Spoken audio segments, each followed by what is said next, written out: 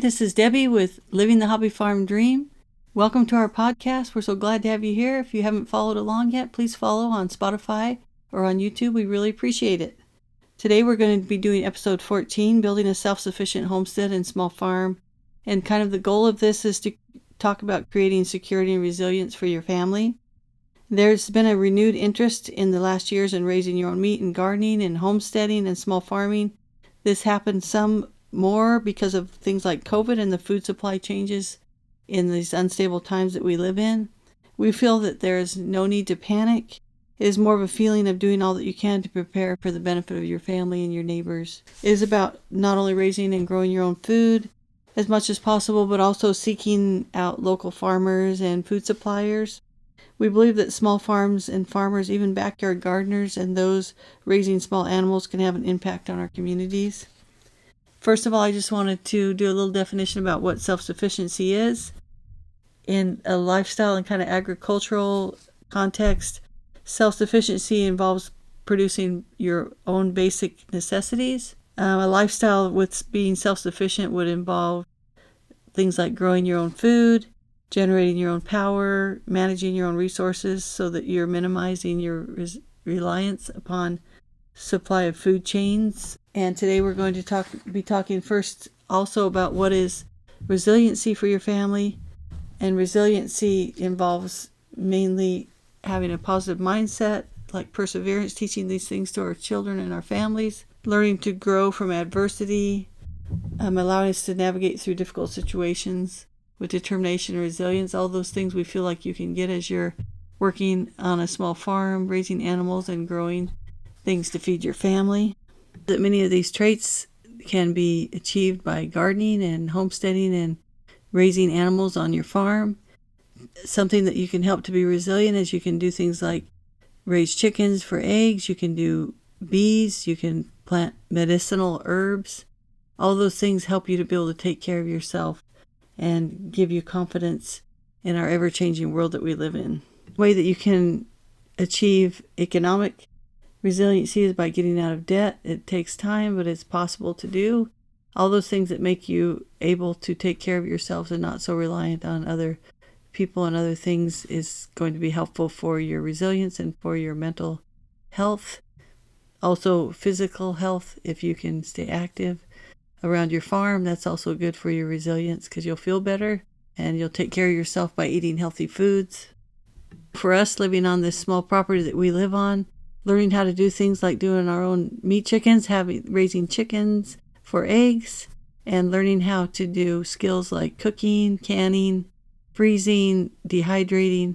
All those things have given us more confidence that we can take care of ourselves and that we can do things to make our life better and to feel healthy and strong. And all those things are great for all people to have. Every traditional type of skill that you can master replaces a service that you would otherwise have to pay for.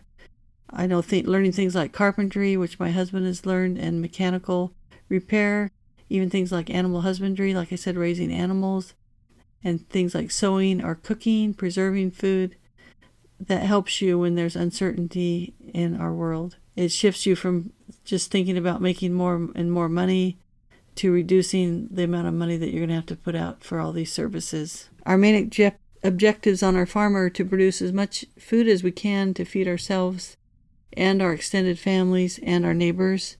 We believe that taking things like the fertilizer from your animals and putting it around your trees and in your garden to compost or mulch around them is helpful to be self-sufficient. We want to capture the rainwater off of our structures in our yard. That's another goal kind of that we have, is to create kind of a closed loop system of self-sufficiency around our farm. And it takes time to do that, and it takes effort, but that's kind of our goal to do over the next years. And just an example of a classic closed loop system that you can have on your homestead or your little farm is something like chickens.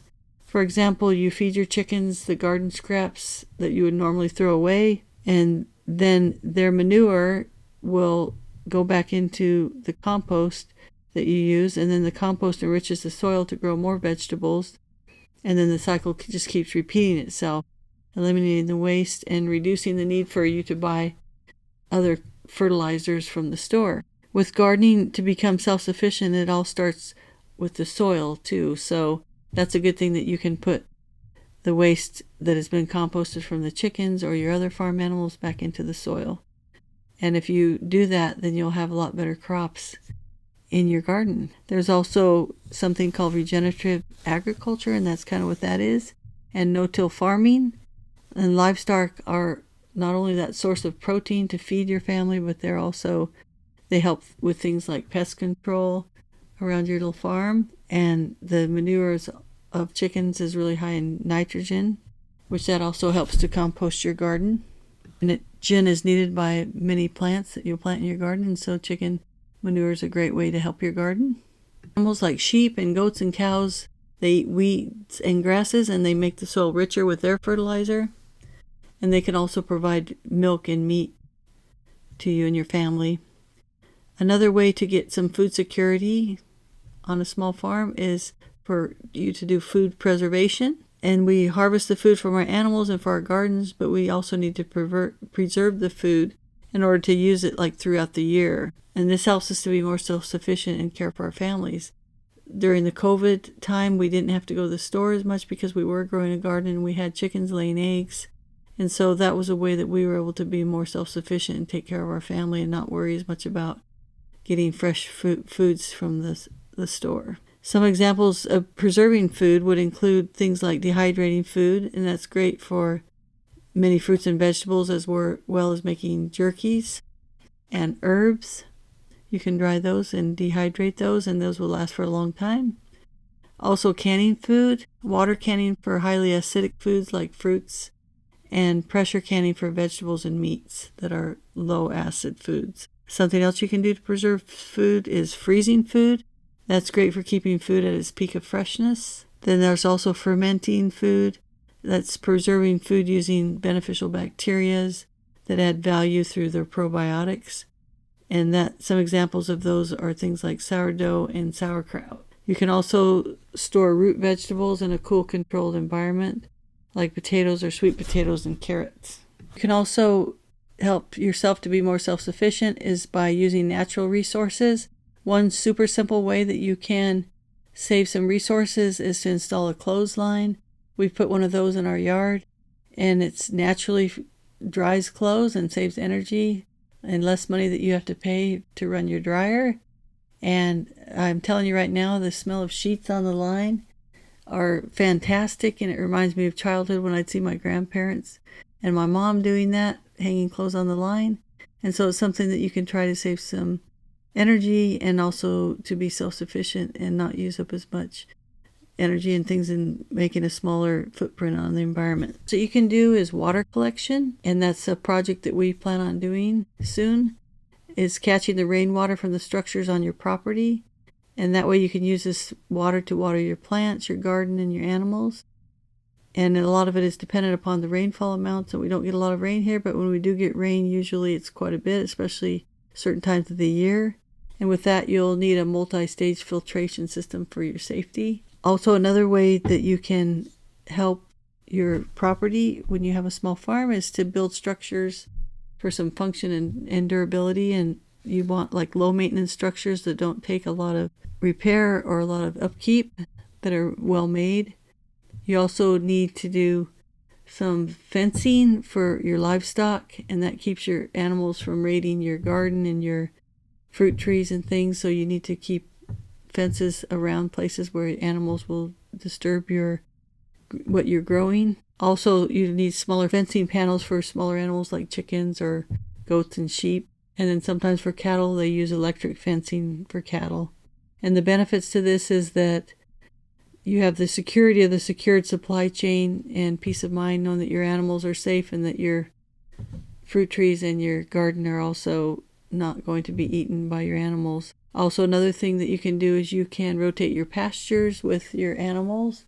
You can have your cows there and then afterwards bring your sheep in, and because they graze differently, then that helps your pastures, and you can rotate those around so that they're not clear down to the ground, and keep other things in there during the times when they're not grazing, and rotate them around and give them a rest. I know we really wished as a young family that we could have raised our children on a small farm like we are now, but that wasn't feasible for us at the time. We didn't have the resources to do that. But so now that we are able to have a small farm, we're enjoying teaching our grandchildren and our grown children about this resiliency and self-sufficiency through the things that we do on our farm.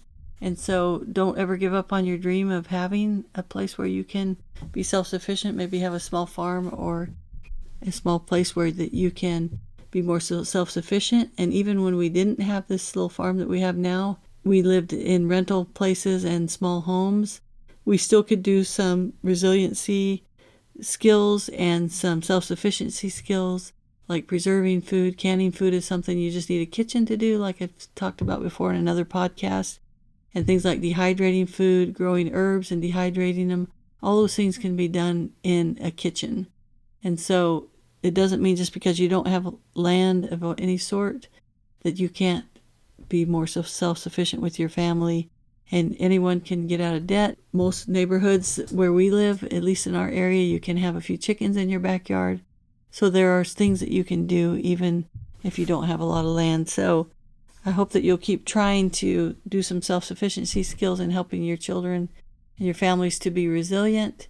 And because I feel like animals and doing some of these skills that we've talked about will help your children to learn that their food doesn't just come from a store, that it takes animals and it takes time and it takes some effort to make the food that we buy. And so it makes them appreciate that more, and it helps them to learn how to work and how to do some things to help take care of themselves, which is good for their confidence and their self-esteem. What we'd like to do on our farm is we'd like to get a generator that would help with the electricity. We do have a well, but when the well goes out, then we don't have electricity, so we need to get a generator for our well and a generator for our home. So that's some goals that we're still trying to work on, and it takes time to get all the things that you would like to have on your farm, but it's sometimes good to look at what you want to do and make some goals on how you're going to be more self-sufficient in your home. So that is something that we're also going to work on really hard this rest of the year during the summer when we can't be outside as much because it's so hot. So that's another idea, is to write down all the goals that you want to have for your self-sufficiency and to help your family to be more resilient. What are some of the benefits to all of this? We'll have more security of a supply chain for our family. We'll have more peace of mind when we're prepared and we have the skills that we need to take care of ourselves. We'll have a more sense of community with those around us. And we'll also, with our community, we can share the knowledge that we have and the resources. And an example of that is when we taught our gardening classes in our church and in our community. And by us learning all these skills, it helps us to teach other people and helps them to have more confidence and feel self-sufficient and resilient in their lives.